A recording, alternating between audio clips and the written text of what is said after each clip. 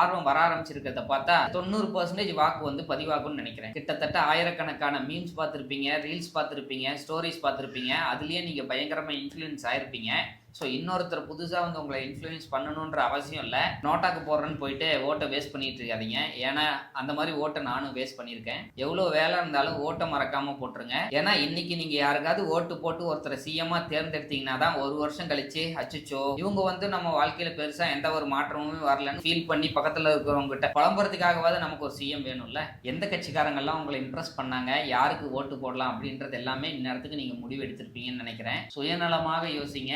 உங்களுக்கு என்ன தேவை இருக்கு, அந்த தேவையை யாரு தீர்த்து வைப்பாங்க அப்படின்றது உங்களுக்கு தெரியும். இன்கேஸ் அது தெரியலனாலும் தெரிஞ்சுட்டு ஓட்டு போடுங்க. சிலர்லாம் ஓட்டு போறதுக்கு இன்ட்ரெஸ்ட் காட்டுறதே இந்த ஏஐ வச்சு ஓட்டு போட்ட மாதிரி ஒரு போட்டோவை ஜென்ரேட் பண்ணி ஸ்டேட்டஸாக வைக்கலான்றதுக்காக தான். அட்லீஸ்ட் அவங்க ஓட்டு போடணும்னு நினைக்கிறதே நல்ல விஷயம் தான். அவங்க ஃபோட்டோ வச்சா என்ன, வைக்கலாம் என்ன, அந்த ஸ்டேட்டஸ் பிடிக்கலாம் நம்ம ஸ்வைப் பண்ணிட்டு போயிடலாம். நீங்கள் ரீல்ஸ் ஸ்க்ரோல் பண்ணுற மாதிரி இந்த எலெக்ஷனை ஸ்க்ரோல் பண்ணிடாதீங்க. எல்லாரும் ஓட்டு போடுங்க.